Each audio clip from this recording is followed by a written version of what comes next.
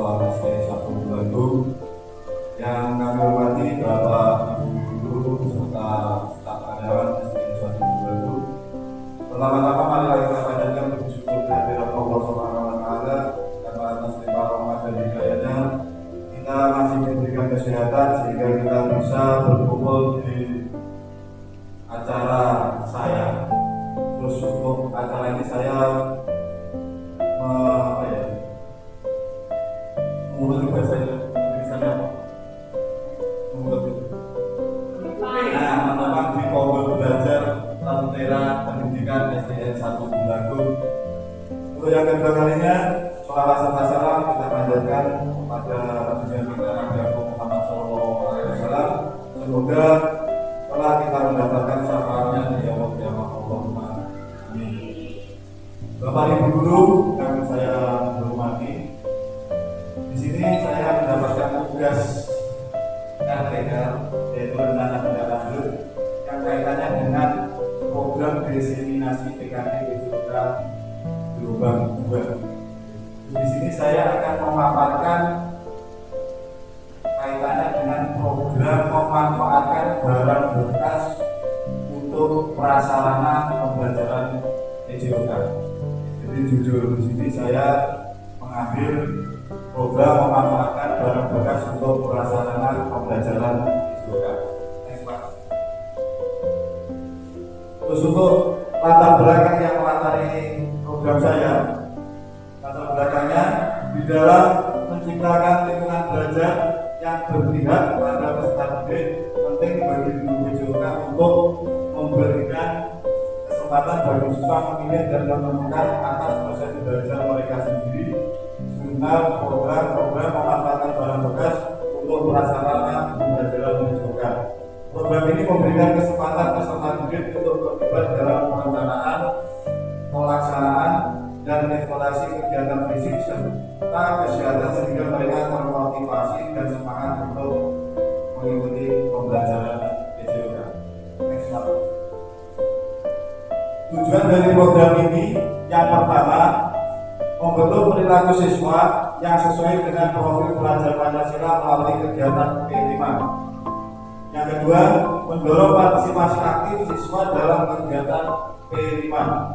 Yang ketiga, mengembangkan kreativitas dan inovatif siswa. Yang keempat, meningkatkan keterampilan fisik dan kesehatan. Dan yang kelima, meningkatkan rasa peduli terhadap lingkungan kita. Jadi tujuan program ini saya berharap nanti dengan bantuan dari kaum berpendidikan pendidikan yang melibatkan Bapak Ibu Guru SD 1 Bandung, program nanti bisa terlaksana terus mencapai tujuan dari program 5 program ini. Langkah-langkah dan hasil yang diharapkan.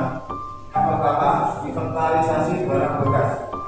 Terbentuknya barang bekas yang potensial digunakan sebagai alat bantu pembelajaran TJOK seperti kardus, botol, bekas, batok kelapa, dan lain-lain. Jadi di sini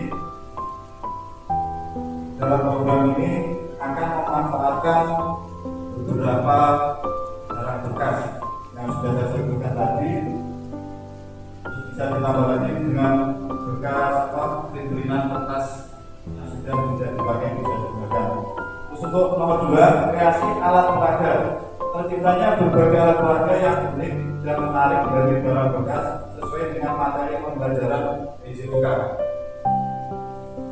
Batok kelapa di tali dibuat egrang dan bahan bekas sebagai rintangan obat dan lain-lain. Jadi di sini nanti alat yang dihasilkan atau kreasi yang dihasilkan, contohnya apa yang tadi, batok bisa ditali dan dibuat permainan tradisional yaitu egrang. Yang kedua, contohnya ban bekas, yaitu ban bisa dijejer terus dibuat rintangan atau dibuat senam kekanasan, itu juga bisa, dan lain sebagainya. Terus untuk nomor 3, modifikasi peralatan olahraga. Terdapat modifikasi pada peralatan olahraga yang sudah ada sehingga menjadi lebih variatif dan beragam. Jadi hasil dari kreasi alat tadi diharapkan bisa membuat peserta didik itu menjadi lebih kreatif dan pembelajaran atau proses bermain lebih menyenangkan. Terus untuk nomor 4, pengembangan bahan ajar. Terbentuknya bahan ajar yang mengintegrasikan penggunaan alat peraga dari bahan bekas sehingga pembelajaran lebih menyenangkan dan efektif seperti yang saya sebutkan tadi. Untuk evaluasi, terdapat peningkatan minat dan motivasi belajar siswa serta peningkatan hasil belajar dalam mata pembelajaran digital. Jadi diharapkan dari kegiatan rangkaian ini minat belajar siswa menjadi lebih baik dan meningkat. Nice, man.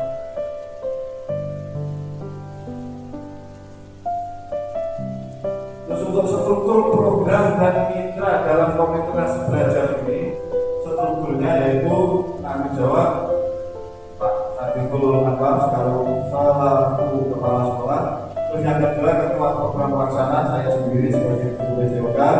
Nanti yang tim pelaksana yaitu peserta didik, guru dan wali murid. Semuanya terlibat. Terus untuk kegiatan peserta didik membuat berbagai prasarana yang terbuat dari barang bekas. Jadi memanfaatkan barang bekas untuk dimodifikasi menjadi alat pembelajaran. Untuk mitranya orang tua siswa ke siswa, terus ke komunitas belajar siswa. Next, Pak. Pernyataan tentang kapasitas yang dimiliki sekolah. Jadi kapasitas yang kita miliki sudah lengkap sekolah, mulai dari aset manusia yaitu bapak ibu guru kepala sekolah, terus aset politik yaitu kebijakan yang diberikan oleh bapak kepala sekolah, misi SD kita. Yang ketiga aset fisik berupa peralatan yang ada di sekolah itu satu bagus, insya Allah sudah lengkap, mulai dari komputer, alat olahraga dan lain sebagainya. Terus yang keempat aset sosial. Aset sosial yaitu hubungan kita ke wali murid, insya Allah sudah berjalan dengan baik. Terus mitra lagi dari desa juga sudah baik, dari puskesmas juga sudah baik, insya Allah bisa mendukung kegiatan ini. Yang kelima aset finansial. Jadi dalam program ini apabila ada pembiayaan, insya Allah dari Denabos juga sudah mendukung. Jadi Denabos sudah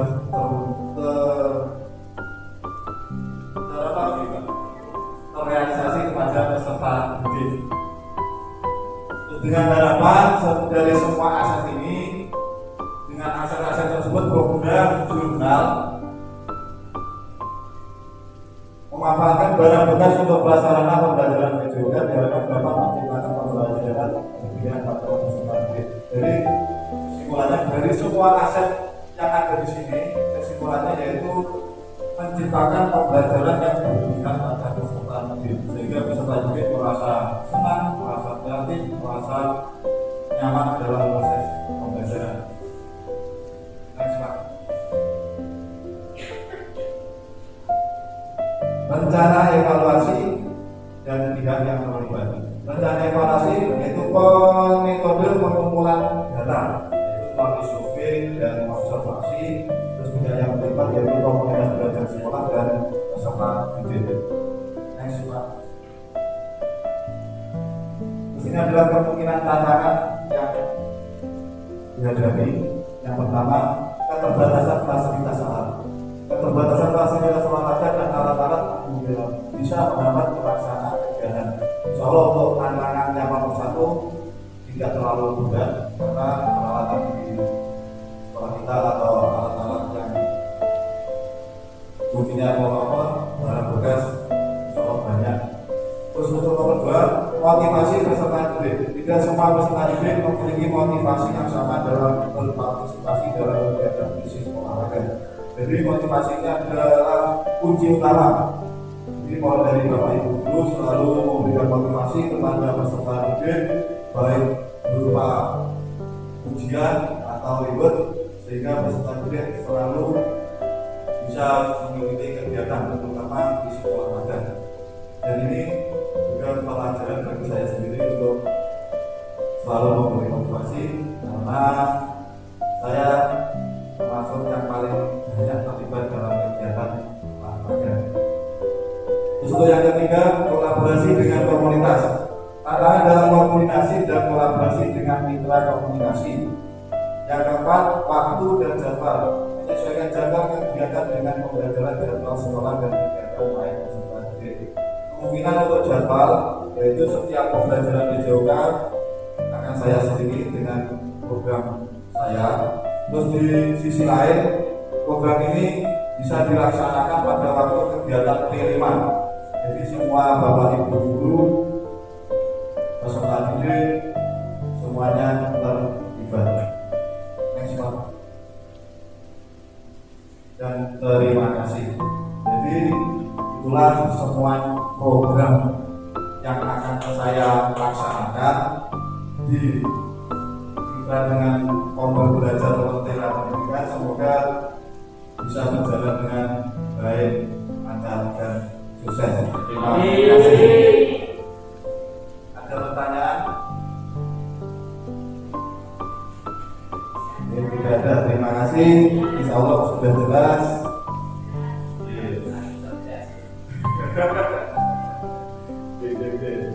Sebelum kita tutup, alangkah baiknya semoga kegiatan ini diberkahi oleh Allah Subhanahu wa Ta'ala. Kita tutup dengan doa dari Bapak Aziz.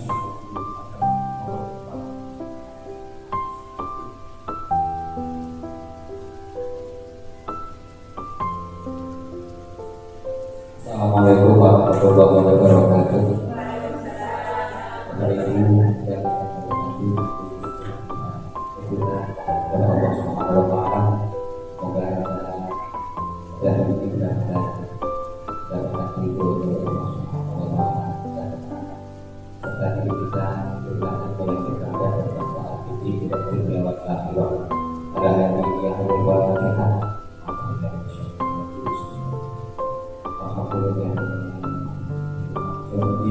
Ya Allah,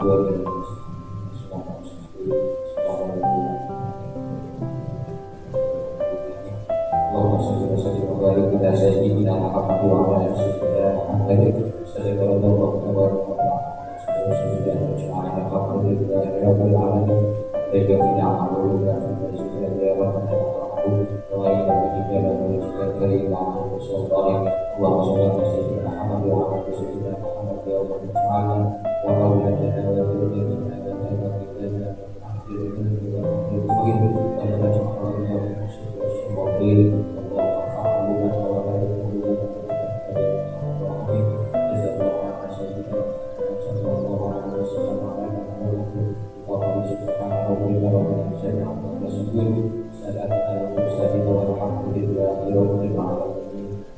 Assalamualaikum warahmatullahi wabarakatuh.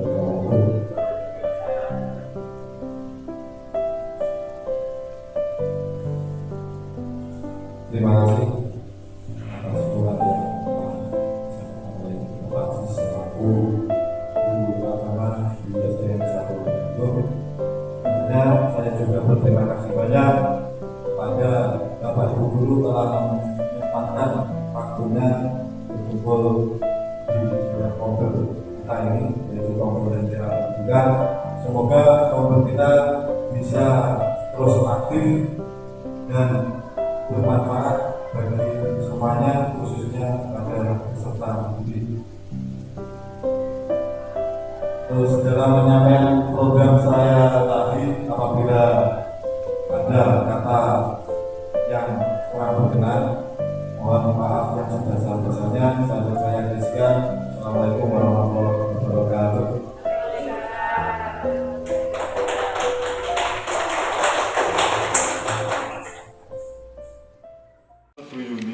Kaitan program LPR yang sudah saya sampaikan, yaitu kaitan memanfaatkan barang bekas untuk prasarana pembelajaran PJOK, bagaimana? Sangat bagus dan menginspirasi Bapak Jami, karena itu sudah memanfaatkan media yang ada di lingkungan kita.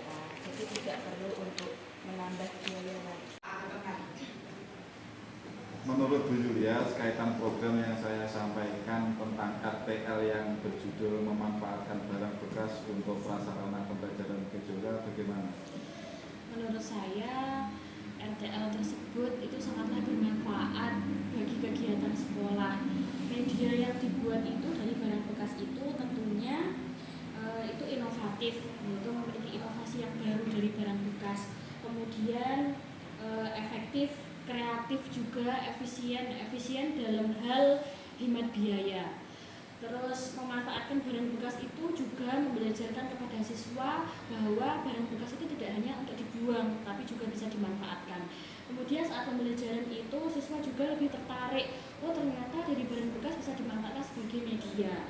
Kemudian misalnya dalam pelajaran PJOK itu saya tahunya kan hanya praktek, tapi ternyata juga dalam RTL-nya Pak Jami itu memanfaatkan barang bekas, sehingga saya saja sebagai guru merasa sangat bermanfaat dan sangat menarik, apalagi nanti bagi siswa juga sangat menarik. Yang perlu digarisbawahi, menggunakan barang bekas itu adalah hemat biaya, seperti itu Pak Jami. Jadi kesimpulannya RTL-nya itu sangat bermanfaat bagi siswa maupun bagi guru.